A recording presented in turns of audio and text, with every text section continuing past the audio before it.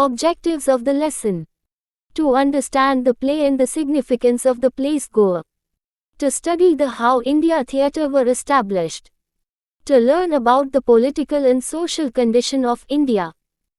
Summary. The Goa is the story of an Indian boy's love for a Goan girl, caught within the complex relationships of a half-Portuguese mother and her Portuguese lover. To the usual triangular relationship, Currimbhoy has added a fourth character. Krishna and Alfonso love and want Rose, but Rose, mother, has a say in everything. Module -1 about the playwright. Asif Currimbhoy was born in 1928 to an illustrious Khoja family of Bombay. He completed his education in the United States of America and worked in a multinational oil company most of his life. Not only is he known as a triumphant playwright but also as a successful businessman. Currimbhoy wrote his first play in the year 1959 and staged Goa for the first time in 1965, after the outraged letters of protest in the Times of India by the likes of Khushwant Singh and Mulk Raj Anand against the prescription of the doldrummers, 1960, by the Indian government. That Currimbhoy's first play was staged in Delhi by the Little Theatre Group. Most of his works were staged in America and faced immense criticism in India. He grew into a giant playwright after the famous theatre critic Fabian Bowers declared him to be, more and more clearly, as a playwright of international stature, in New York's The Voice. Currimbhoy dealt with morality but never turned into a moralist. Instead, he became known as a compassionate playwright.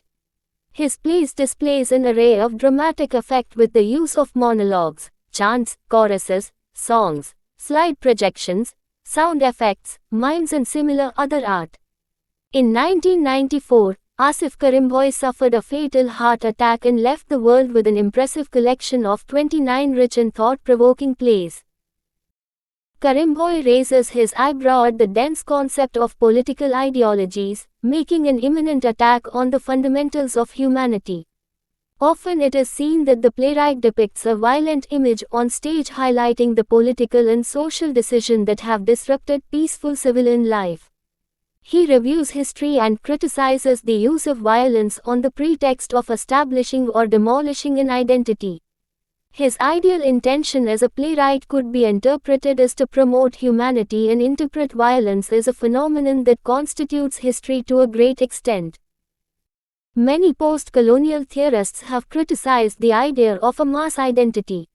The belief that the revelation of identity in terms of religion, culture, heritage, sexuality, political ideologies, language, race or caste has often led to violent repulsion amongst people. Many a times, it has been seen that the affirmation of a concept or an idea relating to any political identity has led to a violent discrimination resulting in utter chaos and social disturbance only to assert its existence. But it is extremely crucial to note that without rebellious upheaval, a society is ignorant about the basic requirements within its tamed periphery. Thus it may be inferred that Currimbhoy illustrated the society's lack of recognition produced to observe and understand the flaws within its constituted periphery. The notion of power plays a particularly intricate role in the development of any rebellion or violent disturbance. Various critics of different eras and times have always been aware of the partial role of power which declares political belief is stern and biased. Currimbhoy has been able to note the variant factors of politics in social life, wherein power becomes an extremely external and at the same time an interwoven method of discrimination, thereby making every individual in his audience aware of any revolt on humanity. Thus it will be appropriate to say that identity, power and violence go hand in hand in the works of Currimbhoy. Module 2: The Theatre. Theatre in modern days is the art of performance, deliberately enhancing the presence of body, mind and voice. Such an art strictly requires few and limited barriers for the construction of images that arrange themselves in a probable incident, legitimizing the art of one take, unlike the modern-day cinema, in which a performance is recorded in the pursuit of an image. Theatre provides no room for an exact image of the creator's mind. The creator of an image for the stage is as good an artist as the performance on stage and has reserved roles in the display of any script. And it is important to note that the most accessible theatre is the script of a playwright who demonstrates her views of fantasies in harmony with dialogue and imagery. Asif Currimbhoy is one such example of modern-day Indian English theatre. Indian theatre has come a long way from Bhasha to Bharat Muni to Michael Madhusudan Datta and finally to Asif Currimbhoy, who literally gave drama a new vision and scope to travel not only through language but also via performance. The playwright involves the art of performance in various Indian regional and international techniques inquiring into the cause of humanity in the art of violence in history and present-day social perspectives. Currimbhoy reflects cautiously on present-day Indian politics and society, defining minimal and mutinous roots to an ideologically humane environment. He clearly and majestically created discourses in English to a middle-class and upper-middle-class society of the aftermath of rebellious political conditions of the post-independence phase, especially during the 1950s to the 1990s. Though most of his plays were performed in foreign territories due to lack of participation on behalf of the Indian audience, he did not fail to catch the attention of the Indian intellectuals and critics. Although he has mostly remained a footnote in the history of Indian English theatre, Currimbhoy did not fail to impress his audience with his knowledge and concern for the oppressed. Module -3 about the play. Goa, an allegorical love story, was the first play of Currimbhoy to be produced abroad because nobody would do it at home. It was first shown at Michigan State University and a few years later received a distinguished production on Broadway in 34th Street. Later still it was shown at the honored inauguration of the Performing Arts Center in Delhi and was staged at Singapore also. Goa is a very special play with historical as well as political aspects. The play opens in an evening at patio benches where village people regularly meet. While Senhora Miranda, a fair-looking woman of about 40 and a prostitute, walks into her house on the east side of the stage, Krishna, a young Indian at the patio, looks at Rose, a beautiful and attractive girl. She seems to tell the young man, "It's getting dark now. I can see your lips no longer. I do not know what you say. But my heart is full of love. And I would love this secrecy." Quote, though Senhora Miranda has many customers as a prostitute, she purely loves Alfonso because both of them belong to Portugal and also he is very rich. Alfonso usually gives gifts to Miranda when she introduces her daughter Rose to him. He calls her the fairest flower in the whole world, an innocent fair flower, and says that Rose is Goa. Goa is Rose. Quote, Krishna unfolds Miranda that he loves Rose and says that, "I've waited for her too long. To care and had patience in long years of understanding. You see, we had something in common, it rhymed, it matched. But it was more that. I love her, but Miranda does not like him for her daughter.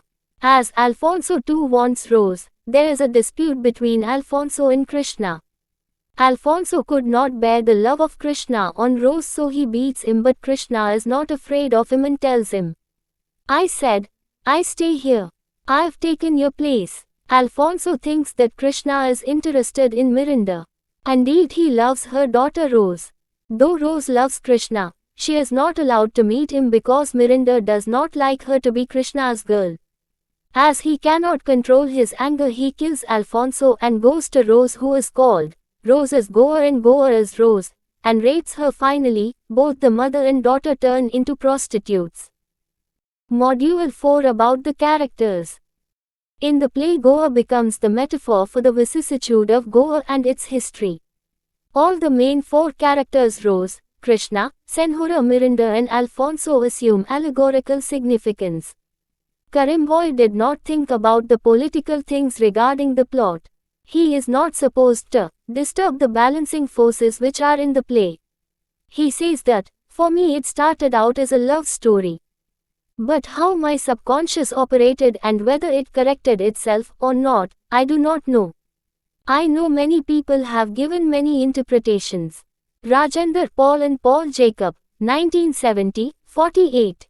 He has spotlighted on love and romance between Krishna and Rose rather than writing on political events of Goa and Portuguese, though the political situation has a great collision on the lives and the main characters. Krishna, who represents India, likes and loves Rose, who stands for Goa. He has passion and love on Rose. Since Rose is in dilemma to accept his love or not, his lust and passion on her make him to rape her. The other aspect in the play is lust, which dominates all over the play on all the main characters. The dialogues make the audience be musing and keep them on the buoyant mood. If one wants to discuss the lust, one should remember the character Mirinda, who is diplomatic lady and attracts the men with her sexual structure. She compares Alfonso to her former husband and to get the sympathy and always praises Alfonso. Although they love different characteristics, the lust and sexual passions bring them together. She is very happy to have sex with him and wants to get married to him. She says, "I am your girl. I am your mistress and your wife." She does not believe in love. She makes sexual corruption on Alfonso as well as Krishna. Module 5 Colonialism. These words reveal the attitude of the Indians towards white colonialism. In Act 1, Scene E, Mirinda calls in the dark boy, Krishna, and makes amorous advances, but the boy turns a deaf ear to her persuasions. Instead, he recalls his love life with Rose. "She's tender to the touch, though I never touched her. She watched my lips speak through the night, afraid to close her eyes and be embalmed in the terrifying stillness of it all." Mirinda becomes cruel and asks Krishna to leave her house immediately. In Act 2, Scene I, Krishna is physically won over by Mirinda, whom we see caressing his black hair and holding it in her hand behind the nape of his neck from time to time. Quote, he makes it explicitly clear that the way to Rose's love should be open and that Rose should decide it for herself. The next scene takes place on Deck 18, 1961, during the invasion of Goa. By 1961, Goa had lived through 14 years of slavery even after India won her independence. Krishna enters Miranda's household after murdering Alfonso in the bar. He attacks Mirinda for having been vengeful towards Rose. "You dangled Rose before us, not through competition for you, but for her. Made us whore with you, not for yourself but for her. Used us, not to rape one who had already been raped, but to rape one who had not been raped." Krishna is filled with hatred both for mother and the daughter. He corners the mother thus. "Pour your hate not on me but on Rose. Relieve yourself of this guilt through Rose. For she was the cause of it all. Then remember, did she scream like you? Feel your pain and horror. For then only she becomes you." This makes Mirinda speechless in this state of her helps Krishna to rape Rose. The last scene presents the change and transformation that has come over Goa after its liberation. There is an atmosphere of absolute silence everywhere. Mirinda and Rose, who have become prostitutes, see each other as patches of darkness. Krishna goes to Rose, who now wants only darkness. She wants to hear only silence. As Rose ascends the stairs, Krishna follows, and then a voice is heard as though it was from empty balcony. Suddenly Rose recognizes Krishna by touching his body. His voice changes. She gains courage and implores her mother. "Take the blind off, mother.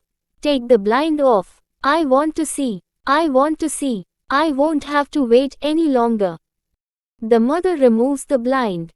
Rose walks up slowly to her room and shifts the curtain aside, as Krishna's nude body falls out, with a dagger in his heart. Module 6 Style of currimbhoy in Goa. Goa is a finely balanced and tautly knit play, in spite of currimbhoy confession that some of the speeches in the play are interminably long and there are certain actions in the play which are slow. The scenes move with relentless momentum, alternating between fierce confrontations and temporary respites, culminating in the artistically wrought rape scene with its mind-boggling intensity. A close reading of the play reveals that, the plot does not operate on a strictly linear progression, but develops through transverse parallelisms resulting in a density of texture. Goa consists of 6 scenes in 2 acts. The first scene is balanced by the last scene. Both the scenes open with the patio, though the first is with happiness and the last is with sorrow. Both the scenes end with the encounter of the young lovers, the first in beautiful innocence, the last with terrifying tragedy. Another interesting feature in Goa is the use of repetition within the play, whereby it is held together by verbal echoes and visual replays. Module 7 Criticism. The American intellectual historian Henry Adams tried desperately to find a unity for his salvation in the world of multiplicity that engulfed man at the turn of the 20th century. Freud bothered him little, and he actually predicted the dawn of the atomic age, but he did not have to contend with the aggressive worship of modern psychology or the world that Einstein made possible. As the concept of Western tragedy merges with acceptance of life and death, serious writers like currimbhoy are still reluctant to call man truly fortunate, whereas they themselves must avoid having their artistry disappear into therapy as the creative intelligence contends with the experiences of living and seeing life lived. For currimbhoy, particular events or conditions in the affairs of men stimulate his creative imagination. The flight of the Dalai Lama, the invasion of Goa, the agonies of the people in Bengal, Gandhi's inner conflict, a Jewish family in an alien land, the problems facing the English tea planters, the Muslim vs. the Hindu, the Indian vs. the Pakistani, the violent vs. the peaceful, these are the conflicts which he chooses to dramatize. His world is a serious place and he has almost time for comedy. Social realism as a style is attractive to third world dramatists because it allows the maximum opportunity for protest and comment. But whereas much of their drama is of a low quality, presenting an unsubtle approach to a localized or immediate problem, currimbhoy plays are concerned with the problems of man everywhere. Through social and political system man reveals himself. Currimbhoy employs the socio-realistic world as a straight point. There is, for example, the bitter anguish currimbhoy feels for Goa, created by a union of Portuguese and Indian only to be destroyed by conflicts within that union. His socio-realistic plotting, however, expands his into allegory in Goa, where rape, the most violent personal abuse, symbolizes the final suffering and disintegration. In spite of writing action and concept-oriented dramas, however, he can create interesting characters. In several plays, for example, he toys with mysterious and absurd surrealistic characters such as the smuggler in Goa and Ramul in The Refugee. Tara in This Alien, Native Land and Rose in Goa share almost a symbolic supernatural bond, although in quite different ways. Tara is a malevolent force, Rose is a helpless victim struggling to see.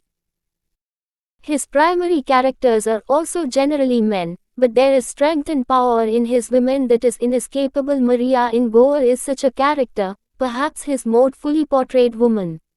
Through a variety of theatrical techniques, currimbhoy tries to guide his viewer, to shock them, but always to direct that shock effect towards the ideas he is dramatizing, the emotion he wants them to feel.